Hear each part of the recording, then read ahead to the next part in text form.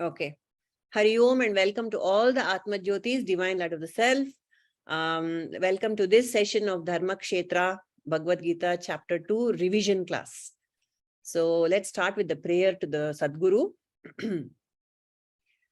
Om Guru Brahma, Guru Vishnu, Guru Devo Maheshwaraha, Guru Sakshat Parabrahma, Tasmai Shri Gurave Namaha. Akhandamandalakaram vyaptam yena characharam tatpadam darshitam yena tasmai Shri Gurave Namaha.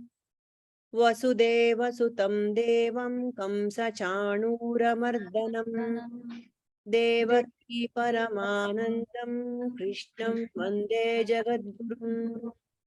Vyasaya Vishnu Rupaya Vyasa Rupaya Vishnave Namo Vai Brahma Nihaye Vasishtaya Namo Namaha. So just yesterday Prabhuji was telling us how to do Namaskara and how to invoke the blessings of the Guru Parampara. Okay, so you have to hold your hands like this and point the thumb, touch the thumbs to your forehead, and then go like this and invoke the blessings of the Sadhguru.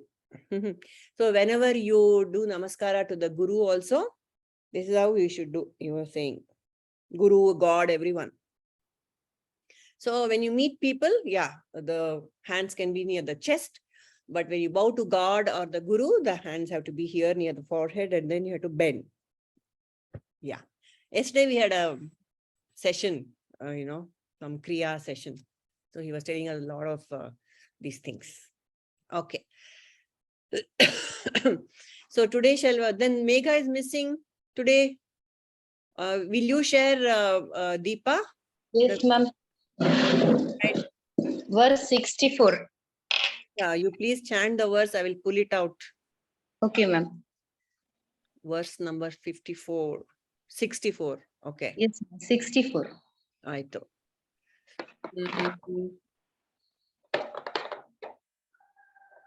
Rabdeva. Chapter 2. You chant. Yes, ma'am. Ragadvesha vimuktaistu vishayanindriyaishcharan atma vasher vidhe atma prasadam adhigacchati. Meaning, one who controls the mind and is free from attachment and aversion, even while using the objects of the senses, attains the grace of God. Attachment and aversion are two sides of the same coin. In attachment, the object of attachment repeatedly comes to one's mind. Similarly, in aversion, the object of hatred keeps popping into the mind. So both attachment and aversion have the same effect on the mind. When the mind is free from both attachment and aversion and is absorbed in devotion to God, one receives the grace of God and experiences his unlimited divine bliss. On experiencing that higher taste, the mind no longer feels attracted to the sense objects, even while using them. It is difficult to exercise self-control in terms of material attachment and desires. I would explain two ways of exercising self-control with the help of examples. Suppose a lady who's a diabetic and has an intense desire to eat sweets that are kept in front of her, eats them, it causes harm to her.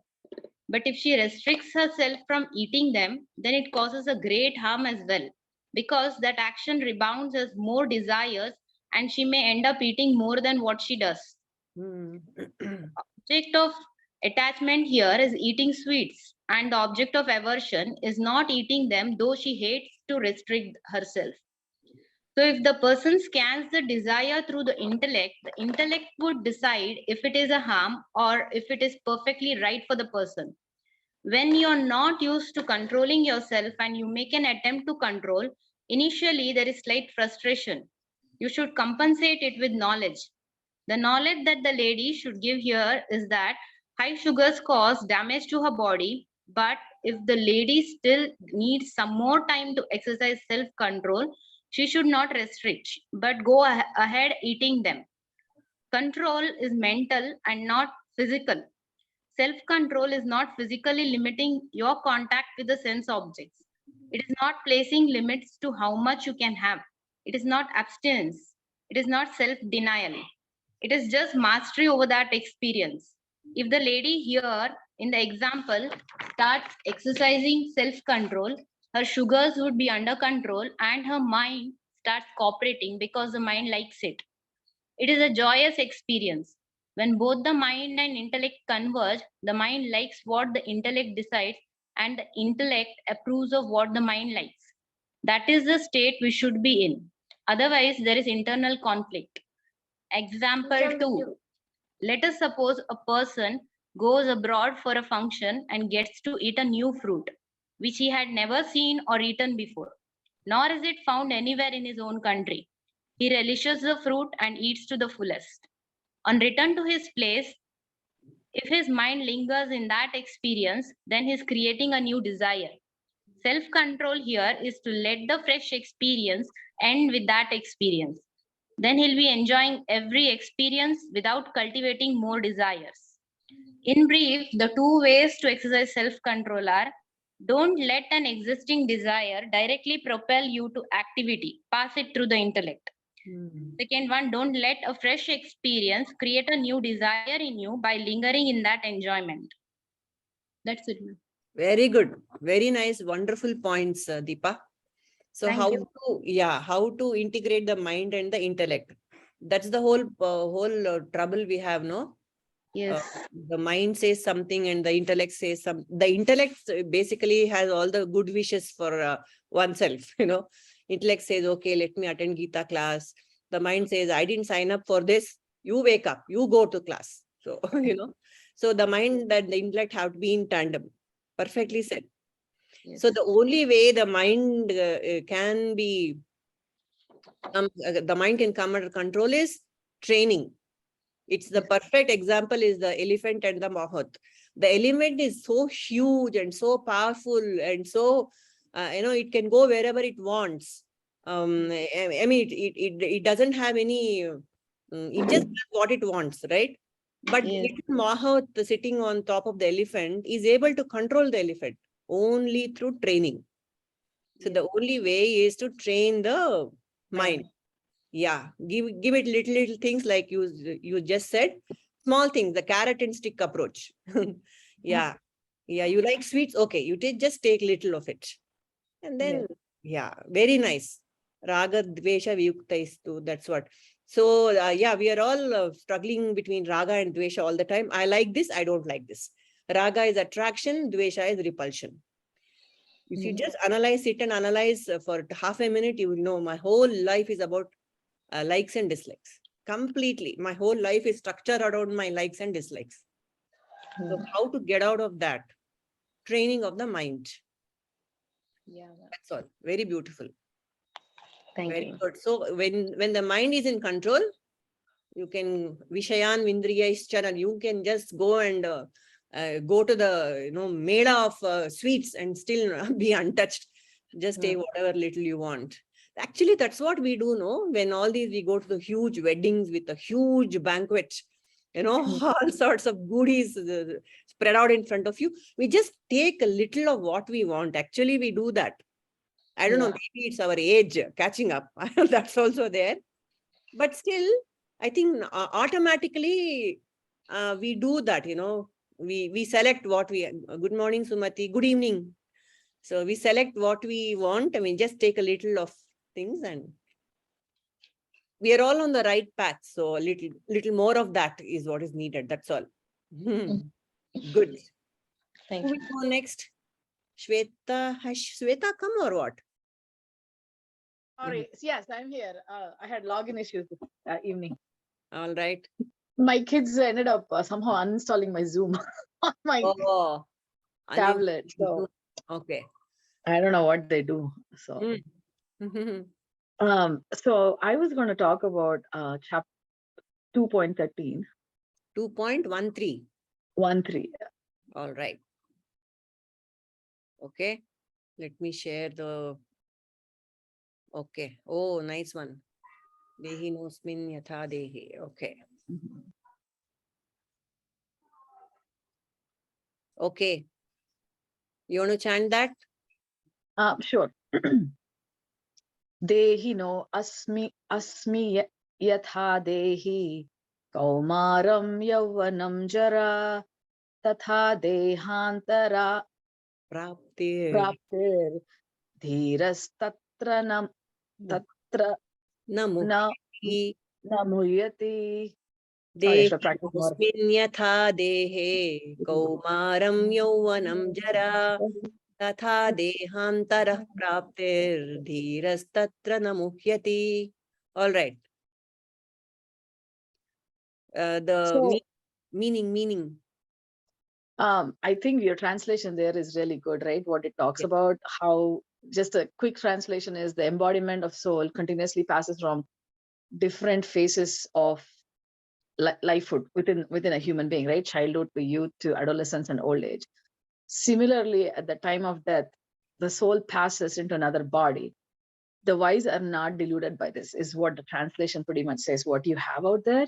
So Okay. pretty much here, I think Sri Krishna talks about the principles of transmigration of soul from lifetime to lifetime, right?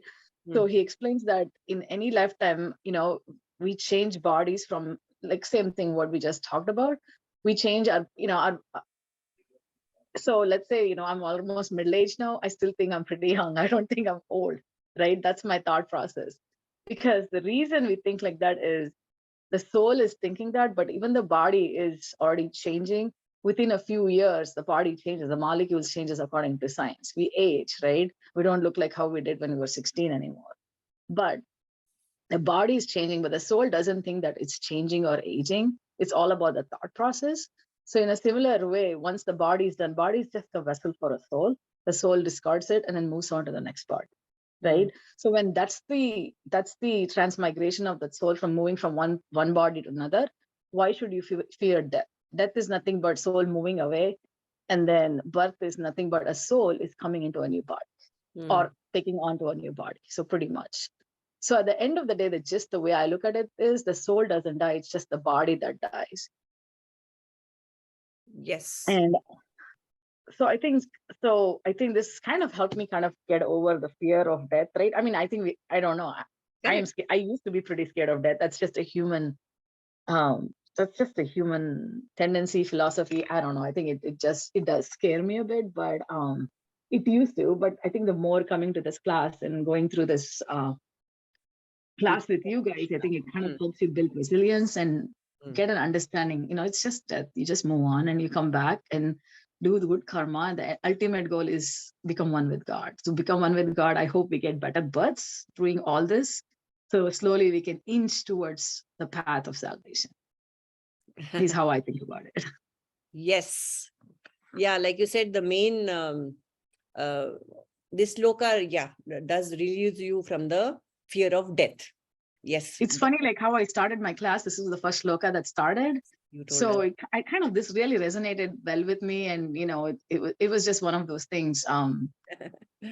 Nice. It made an impact for me, at least. Good. So this the soul moving to move, it doesn't. The soul taking on another body is the thing. But what exactly moves to another body? Because the soul, the Atman, is all pervading. It's everywhere. It's like space.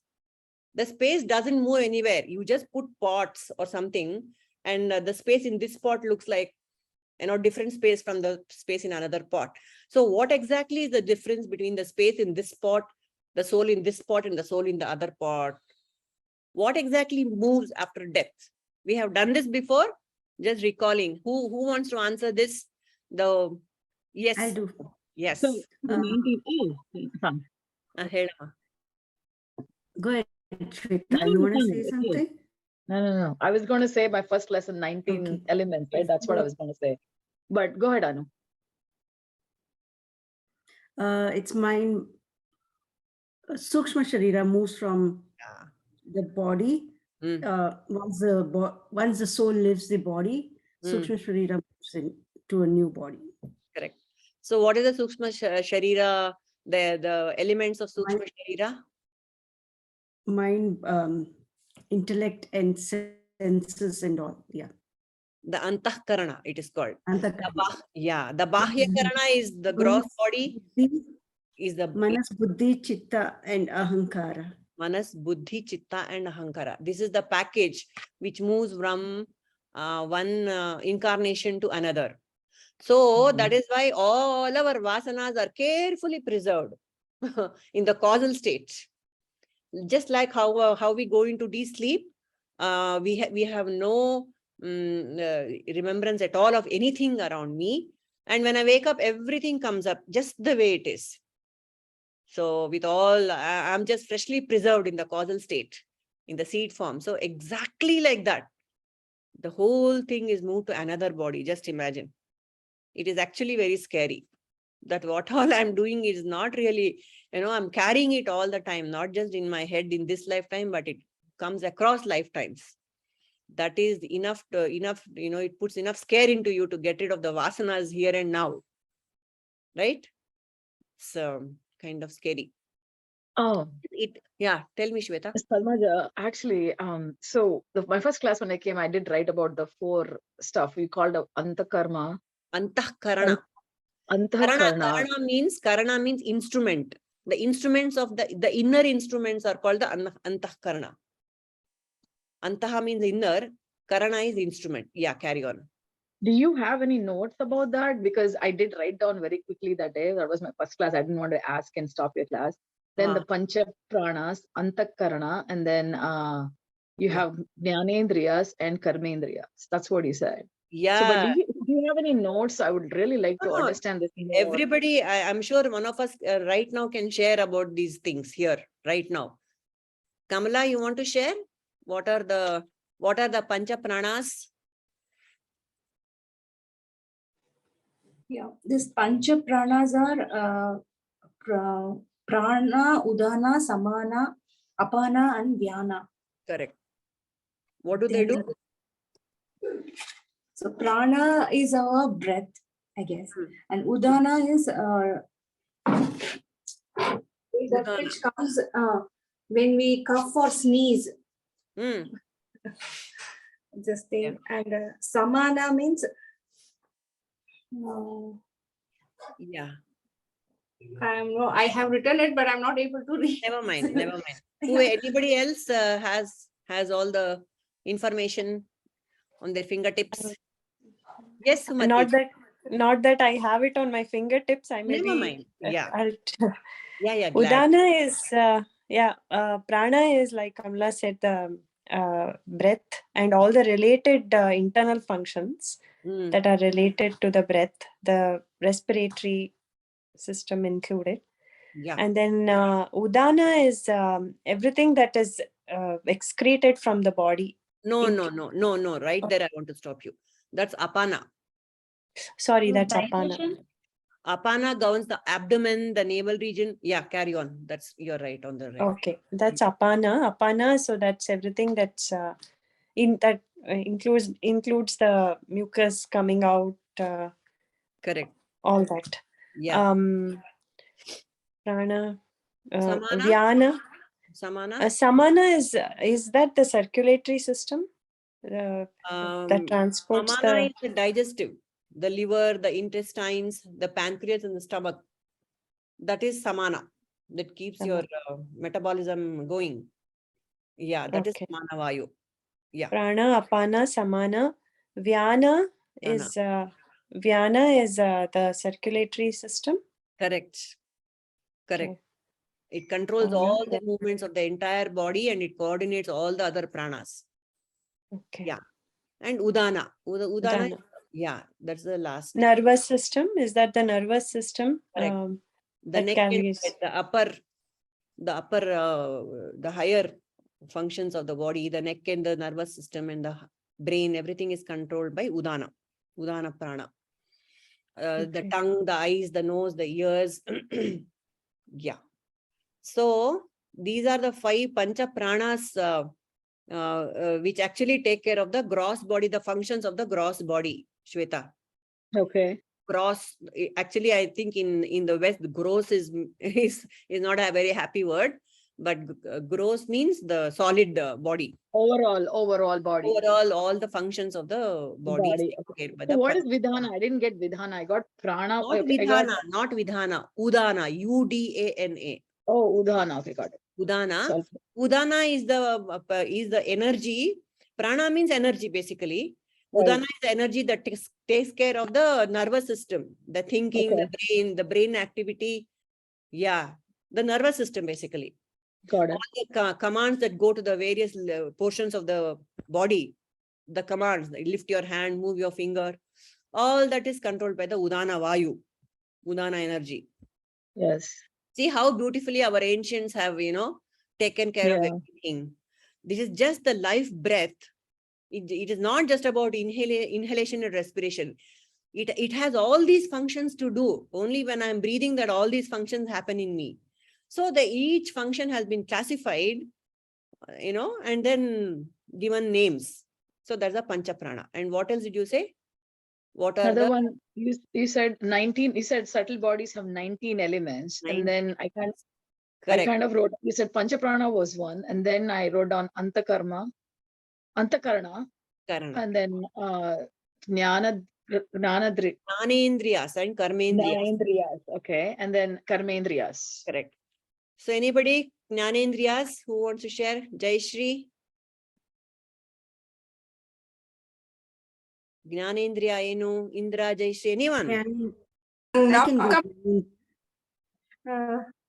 You said 5 sense organs is what I wrote. So I'm thinking Correct. seeing, Correct. nose, The tongue, Jnanendriya. skin. Correct. That's right. Okay. Jnanendriyas. Karmendriyas. I didn't write any notes there. That was too fast. Okay. Karmendriya health. Karmendriyas when we talk, one is talking, like we talk, hearing, listening, Okay. and doing Like actions, whatever we do, Okay. actions, movements, everything, all of those are karmendriyas. Correct.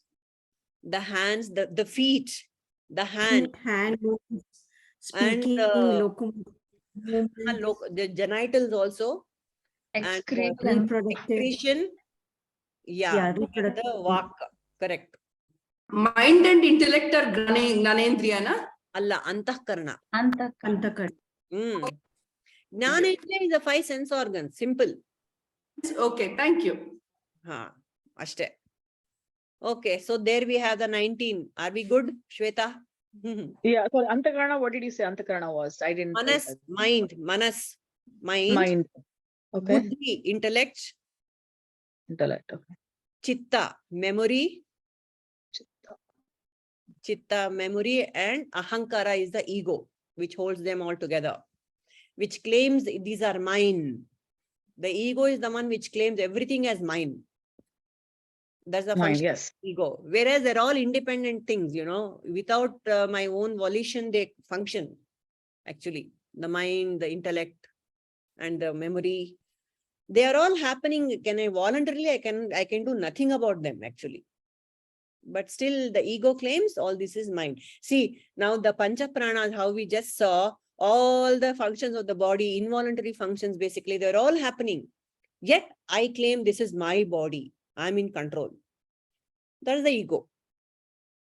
So there's avatarana, when the Brahman comes down, embodies into the little jiva, all these elements are added. It's a process. It's very beautiful actually. And Maya comes in between. The final thing is Maya, the ego, which says I, me, I. Yes. So one last thing on that 13 for me was the gist is, or sorry, just 2 more seconds. 1 more minute. I'm going to get off this. So the last gist, the way I started, the more I thought about this shloka, right? So when there is death, there's a lot of grief, agony is there. We are sad. We go through so many emotions. Who means the living or the dead? Human, me, the human. The one who is dying. No, the one who is left behind. That's right. Correct.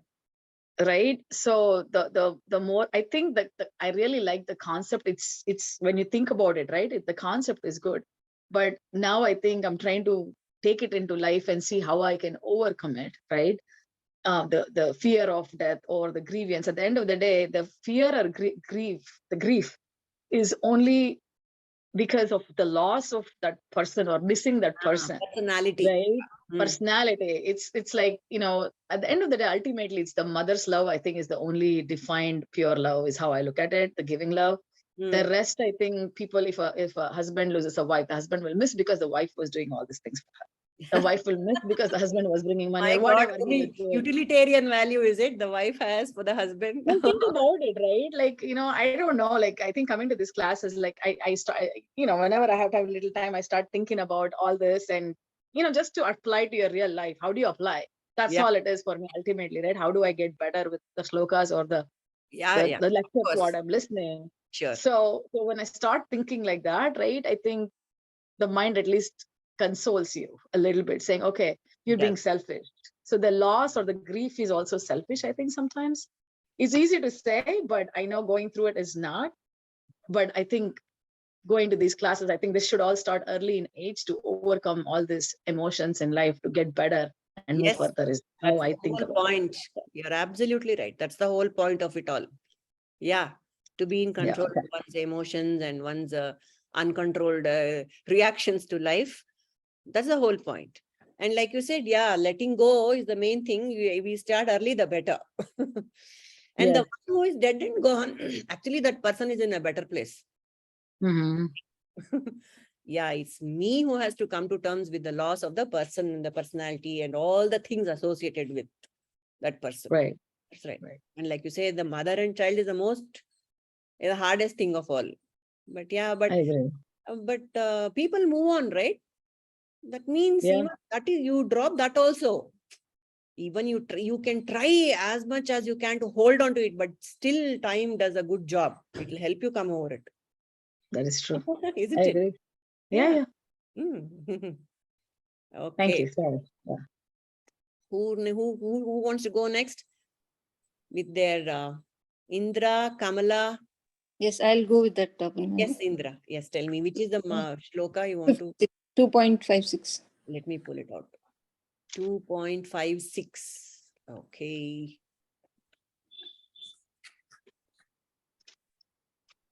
Okay. Oh, nice one. Okay. Shall I chant? Yes, please. Dukkeshvanudvignamanaha sukeshu vigatasprihaha vitaraghvaya krodhaha sitadhir muniruchyate. Yes. One whose mind remains undisturbed amidst misery, who does not crave of pleasure and who is free from attachment, fear and anger, is called a sage of steady wisdom. Yes. Sthita prajna lakshana. Yeah. This, I'll go with the practical, how we can inculcate in daily life, Purnimaj. This is the one shloka I've written it and kept to follow it in a day-to-day life. Wow, wonderful. Please share it with us. Yeah. And if you're not coming out of the negative thoughts and our mind cannot contemplate on the divine thoughts, in that the first one is attachment. Attachment is how much we talk about attachment, the same thing is applied for the hatred also. The more is we are concentrating about the attachments, equally the hatred, it is like the repeated thoughts of the things we don't like, that is more dominant more than the attachment. It's like I don't want this is more stronger than I want this, or something like that. And even the hate and the feelings of I don't like the person, I don't like the situation is more dominant more than these attachments. Once we are aware of that, then we can come out of the hatred first more than the attachment, I feel. Very good. How nice. It's there's a small story about this hatred, how it affects us. There is a snake which in a dark, I think everybody knows this, I guess. It goes into a godown where the carpenter keeps his the tools.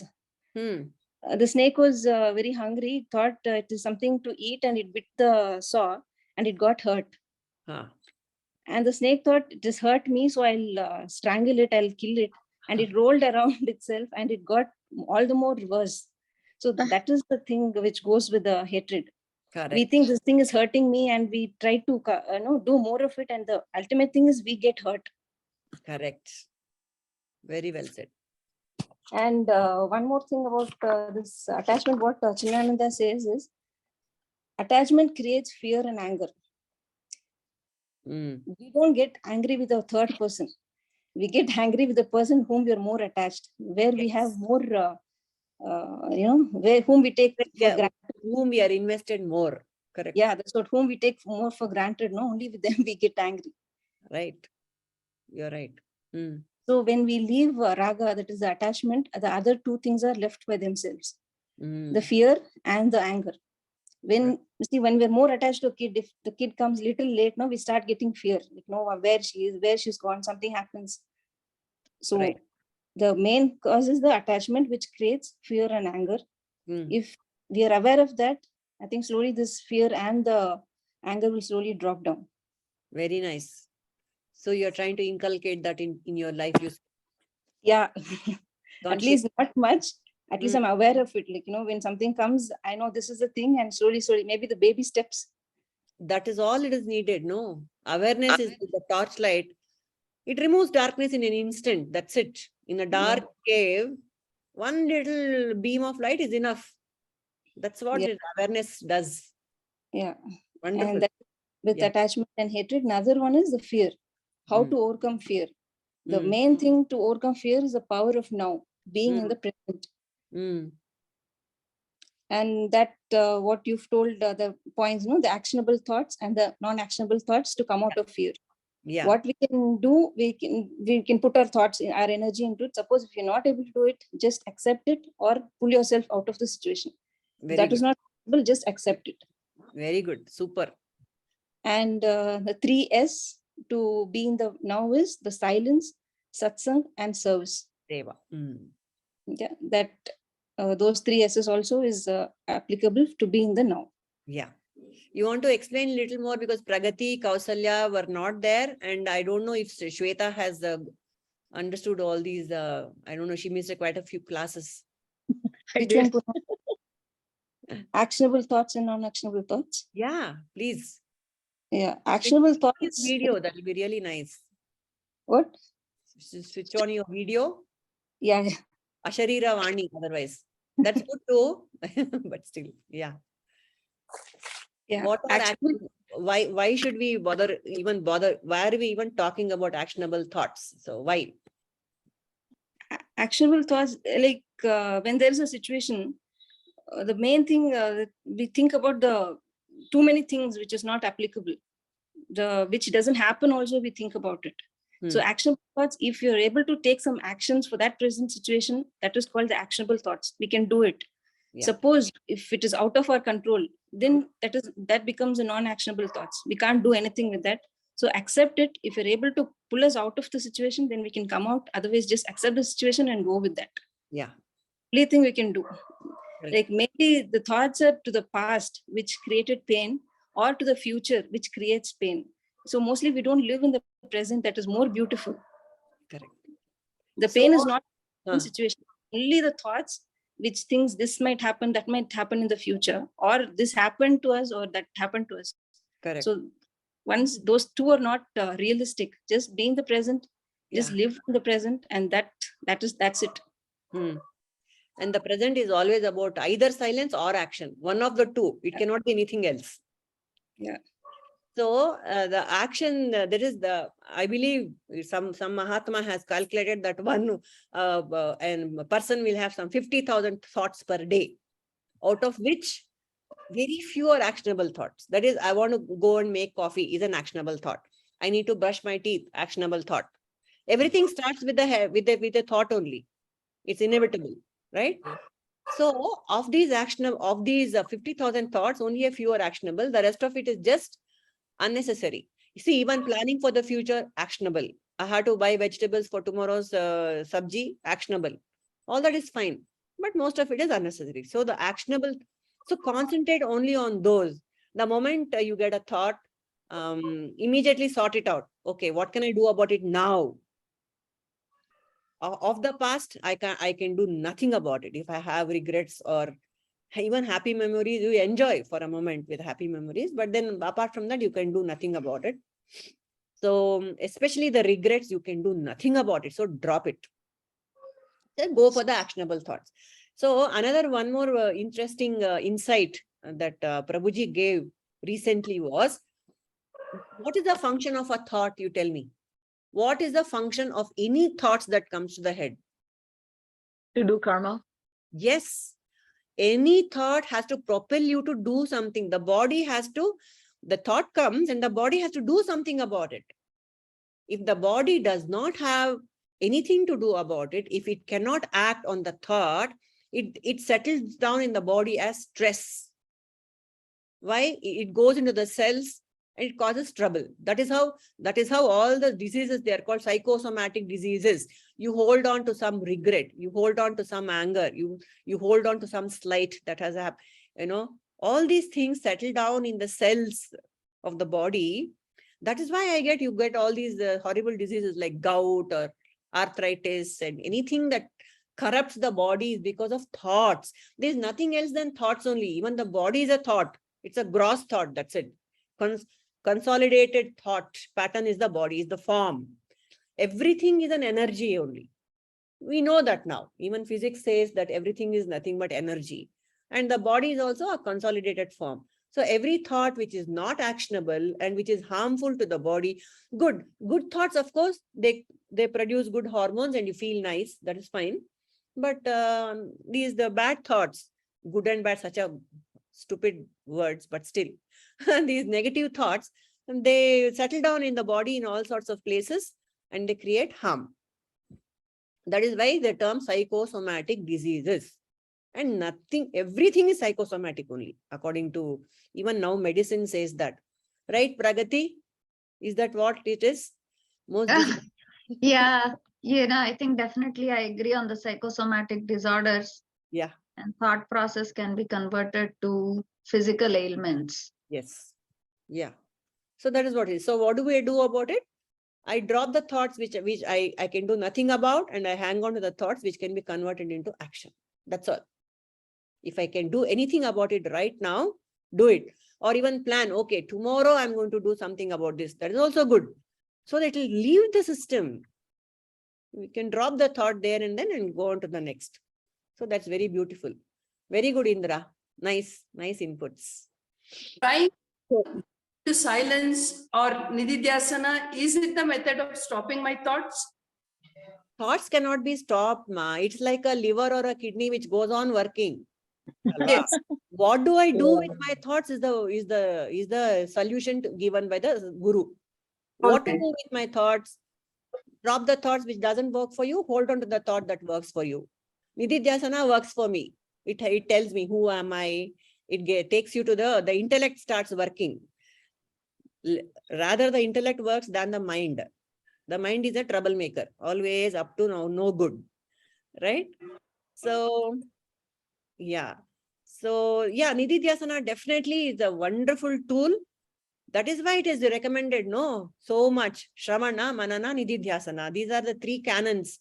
We have to hold on to this. Shravana, listen to. Then Shravana also, it's not just listening. It is just listening with the totality of the being is Shravana, is what Prabhuji was telling us yesterday. Because one of us, we were looking at the computer and doing something and listening. Then he pulled up that person. He said, what I'm saying is just going into your ears. That is no good. You have to completely listen with your entire being. All the body, mind, and integration should be head, heart, and hands, he calls it. The head means the intellect. The heart means the emotions. And the hands is the kriya. Everything has to be integrated. Only then the entirety, it's a wholesome, holistic experience. Otherwise, it's no good. There's a part of you is listening. It's no good. It doesn't stay with me. So Shravana. That is why when they say, yes, Megha here. What do you want to say, Megha? I am going to leave now school. Okay, Putta, carry on. Good day to you. Bye. Bye, ma'am. Bye. So, Yeah, Gurukul Shravana. system followed this too. Yeah, the entire system has to be integrated. The Shravana Matrena Muktihi, they say, no. It is not just simple listening, as if when you're walking, you're listening to music and walking. That's not the thing. Shravana is a complete process by itself. That is why if Shravana is done properly, even once, it will lead to mukti, is what the gurus say. Obviously, apparently, we are not doing that. It's very obvious that otherwise we would all be elevated by now, because we have been doing a lot of Shravana. So it's not a complete process. It will seep into the entire being, is what that is. So that is why, because Shravana Matra is not enough, Manana is recommended.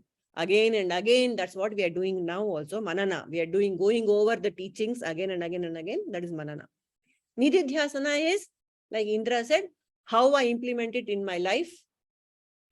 Little by little, whatever 1 or 2 points, you hold on to that and you just implement it and be aware of how I'm behaving through the day. That is Nididhyasana. Wonderful. Just this is enough actually to make us quite comfortable, right? And for an enlightened person, there are sorrows and happiness, but he doesn't identify himself with them. He is not affected. Raga Desha Viyuktaihi. He is not bothered because he knows I am not the sorrow, the suffering is, the pain is there, but the suffering is not there. That's the thing, no? Suffering is optional, pain is permanent, whatever. All those sayings are beautiful sayings are there. The pain is for the body, the pain is for the mind also. The mind is also not my mind. It is not a aspect of the Brahman, who is Nirguna and Nirakara, which is I am that. So even the mind can also have pain, but you can witness the pain. That is the whole idala. That's the Drik Drishya Viveka. It is called the process of Drak and Drishya. If I can see something, it's not me. Whatever I can see, it's not me. It's simple actually. I can see that I'm angry, then I'm not anger. I can see that I'm hurt, then I'm not hurt. The one who can see is not hurt. Drik Drishya. The Drishya is what I can see. The Drik is the seer. It is such a beautiful prakriya. It's such a beautiful experiment to do. Anything I want to separate from myself, just apply this prakriya. I can see that, so it's not me. That it's separate from me. I can see my hand, so I'm not my hand. It's just something, it's an object which I can see. Athara. The thoughts, I can see my thoughts. I am not my thoughts. They are just there, independent of me. That's all. Me in the sense, the pure essence of me. It's so simple, it's so beautiful, isn't it? Don't you agree? The Drak and Drishya Viveka, applying the Viveka, applying the prakriya of Drak and Drishya. Whatever I can see, I am not. Simple. So, Raga Dvesha, I'm not Raga, I'm neither Raga, nor am I Dvesha. It doesn't belong to the Brahman. It's not a property of Brahman. The property of the Brahman or Atman is Sat, Chit, Ananda. Existence, consciousness and bliss, always Ananda, always peaceful. Ananda here you can say peace, not that hey joy kind of thing. It's just constant, tabula rasa, it's called peace. So Sat, Chit is what again? Existence is Sat. What is Chit? Existence is Sat. What is existent itself? Whatever you see, a flower, you see a chair, you see a bottle, they all just exist, no, Shweta? That is exist. Yeah. I exist means the body exists. The pure existence is the property of Brahman. So the whole manifest world has the quality of Sat. Right? Existence. Yeah. Chit is awareness. How do I know something exists, Shweta? How do you know that, I exist? Because you can see me, hear me, talk to me, you can interact with me.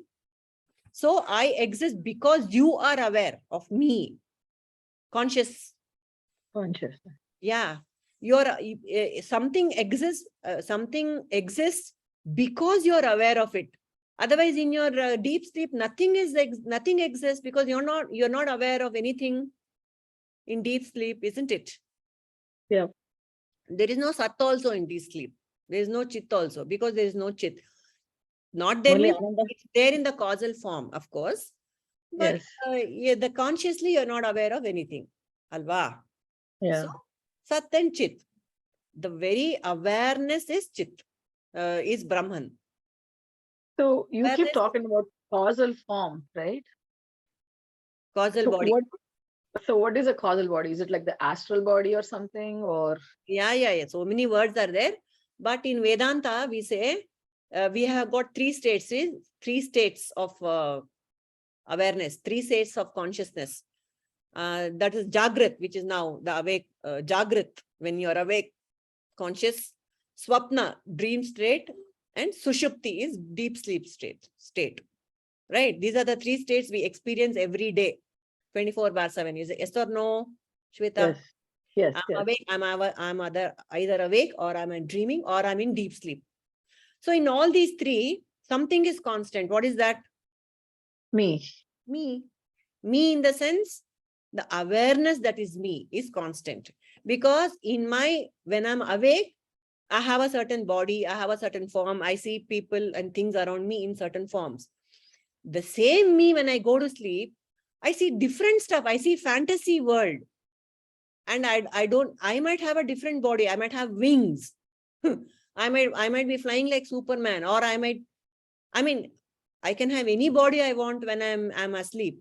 It is not this body. And I can see worlds which don't even exist, perhaps. They're only in the imagination. Alva. So that's a dream state where it has got nothing to do exactly like how it is in my physical world. Of course, we have associations of people and things in the waking state. That's from the subconscious mind, but they can take different forms, and you can create, the situations can be entirely different, and they're totally disconnected also. They don't have a logical sequence in the dreams, isn't it? So the dream state is entirely, you can say, it's an independent reality. So the Jagrat is one reality. The dream state is another reality. And the deep sleep, there's nothing that I'm aware of. For the unenlightened person, there is nothing. But in dream state, I'm experiencing the dream. So there's only awareness in the dream? There's only awareness in the dream. Correct. Only awareness is there even in the waking state. In the deep state, there is something which is going through all this process, that is the awareness. And then in the deep sleep also, when you wake up, you say, I had a good sleep. Who is saying I had a good sleep? Again, that's awareness. The witness consciousness, which says, I had a good sleep. Because the mind and the body, as I know it, didn't exist in deep sleep. Yet when I wake up, I say, I had a good sleep. Which means that one unbroken consciousness in all the three states was what exists all the time, even in death. Death is nothing but deep sleep. It's the same thing. We have been told, in all the scriptures tell us that. Death is nothing to be afraid of. It's like deep sleep, you wake up. Except that in death, after death, you wake up in a different body. Different set of circumstances. That's all. Yeah, I believe there's a very good movie running in town. Everything, Everywhere, All the Time. It's some Korean movie. And I believe it talks about these different multiverses. Actually, we are striding multiverses, right?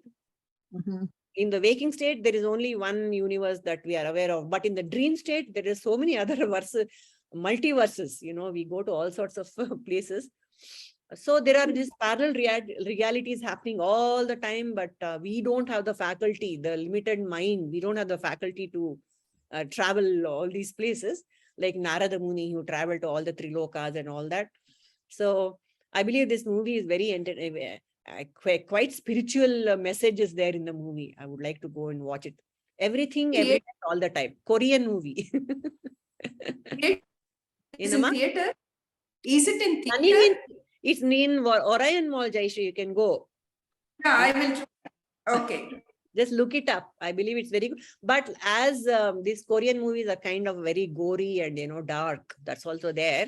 You will have to tolerate that if you want the message. Not all Korean movies, but I'm just not all. Depending on the genre, right? Like what it is. Yeah, depending on the genre, right. So, yeah. Purnimaji, I have a doubt. This chit and the chitta are same or different? Chitta means will. See, we use the word chitta. In Kannada, we say nimma chitta. You know, it's your will. But chitta, chit, I think, chit is, no, I'm sorry. Manas, buddhi, chitta, ahankara. Right. No. That chitta is memory. The memory bank is called chitta with a A. Yeah. And this chit is pure awareness, consciousness. Chit is awareness. Sat, chit, ananda. Right. Yeah. Purnimaji, we should publish a lexicon actually with all these words and terms. It will be really helpful. Yeah, we Or can if do it is that. there, let me know. If it is there one, let me know. I'll go grab it. So. I'm sure any Vedanta book should have the lexicon. Let me dig it up. Okay, thank you. Nirmala, yes, waiting, madam. Come on. Hi. Good morning. I want a little, little tip for you to understand that prana, apana, vyana, udana, samana. Right. Prana is the breathing, apana is the excretion of mucus, skin, sweat, all that. Third is vyana, that is the circulatory system, and samana is the digestive system. Udana is the upper, you said, it is a nervous system, you said. One small tip about udana is all the ulta activities like sneezing, correct, coughing, and from the body when you take off to another body. Correct. That is udana. When I die, the prana goes, the udana prana leaves the body. Yes. That's the last one to leave, apparently. Look, that's another interesting point you brought up. So when a body dies, the circulatory system, the heart might stop, the nervous system will stop. I mean, the nervous system is the last. All the other functions will stop in a dead body, but the udana prana is the last one to leave. Purnima, a person is going to die tomorrow. You will be very surprised. Believe it or not, that body will excrete the full shit out of the body. Bowels will be emptied. And believe it to me, that is one of the signs that the soul is taking off. I have seen it in 3 people. And it bloody stings. I think just before the person dies, body, the person will go to the toilet, have a nice, No. Body is very clean when it leaves. Correct. Body is very clean. That is one of the symptoms. My father-in-law was in the bed for 4.5 months. But the moment he shat like that, he was a constipated person. Arre baapre, okay. But he shat like that, and immediately the the duty nurse, she told me, very soon he'll pass away. We have been waiting because he was suffering so much. Okay. With gallbladder infection. He was not ready to undergo a surgery also. And he was really suffering. So we didn't know what's happening, what's this. He's not passing away also. So, but then the nurse said, don't worry, Amma, this soul will take off very soon. Pragati, can you validate that? Do you have any such studies happening? Partly I think that is true. Like whenever a person passes away, like at the very end, and that too suddenly, they do pass their urine and stool.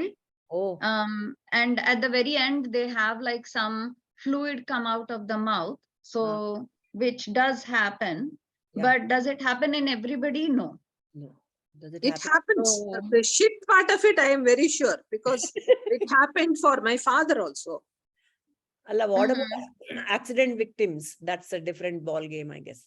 No, that sudden is where a section. Sudden death you cannot.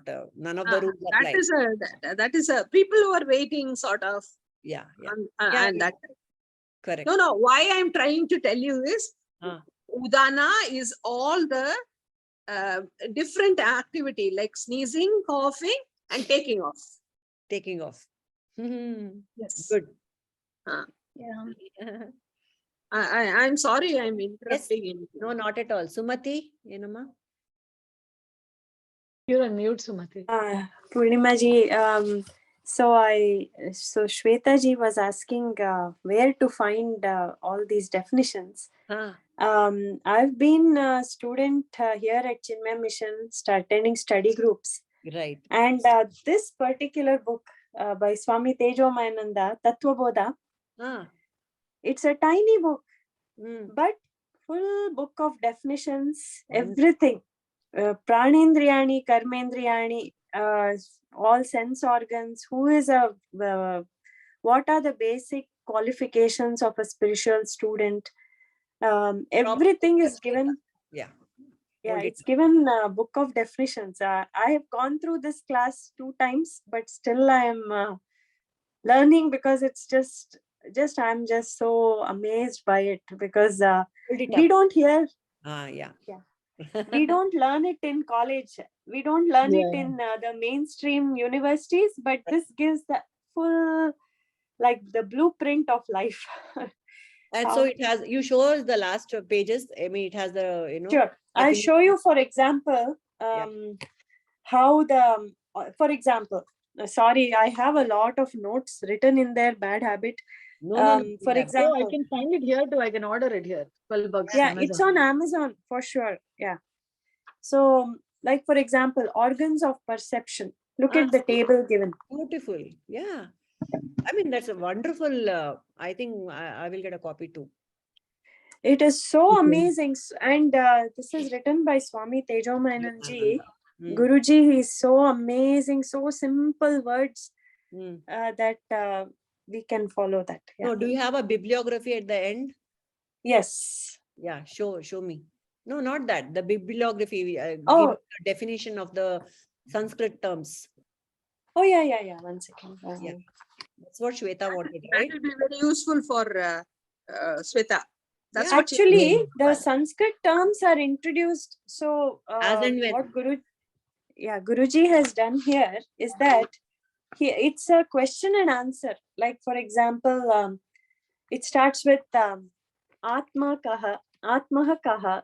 What is Atma? Atma. And then the one single line is given. This is from Tattvabodha. Shankaracharya ಬರ್ದಿರೋದು ತತ್ವಬೋಧದಿಂದಾನೆ ಅದ್ರದ್ದು word by word meaning ಕೊಡ್ತಾರೆ ಮತ್ತೆ explanation ಕೊಡ್ತಾರೆ ತುಂಬಾ ಸುಲಭವಾಗಿ ಅರ್ಥ ಮಾಡ್ಕೊಳ್ಳೋ ತರ ಇದೆ. ಸುಮತಿ ಅವರೇ, ಇದು ಎಲ್ಲ ಕನ್ನಡ ಇಂಗ್ಲಿಷ್ ಕಾಂಬಿನೇಷನ್ ಇದೆಯೋ ಇಲ್ಲ English ಕನ್ನಡನೋ? This is only English. Only English. Tejomayananda is not, he's a North Indian. He doesn't know Kannada. He's actually Maharashtrian.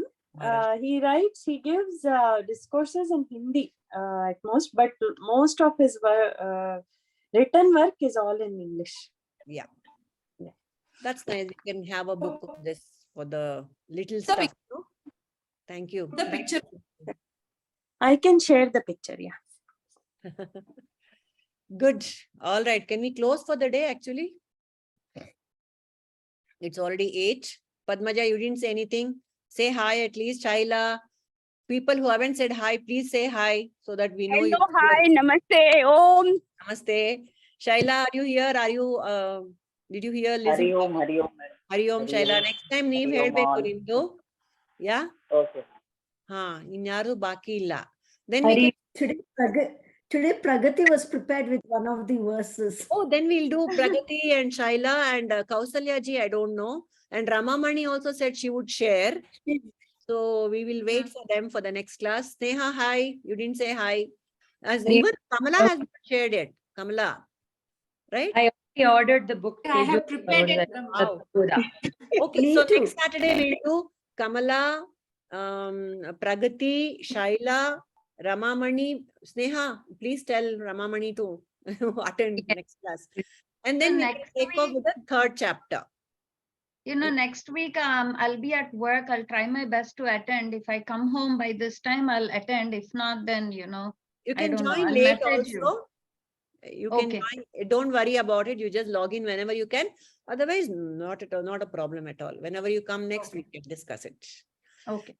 So next class we'll be done with the revisions and then we'll take up chapter 3. Yes, beautiful. So Excited and thank you, Sumati. Thank you. yeah, thank you. I just want to say that thank you very much for this class. I have attended study groups before, but this This feels way like to family, and express I know why. I know why it feels like family. also yourself, you're very welcoming in enabling us to express. So it's a very, very nice, the depthful thinking is encouraged a lot. I love it. Yeah, of course. That's the whole point of a study group, Alva. No, you're making it very interesting. Okay. Janaranjaka. Time to call it a day. Chalo, bye. Bye. Purnima, I want to say one Thank you. last thing, right? Tell. So based on what I'm sorry, was it Jayashree who just shared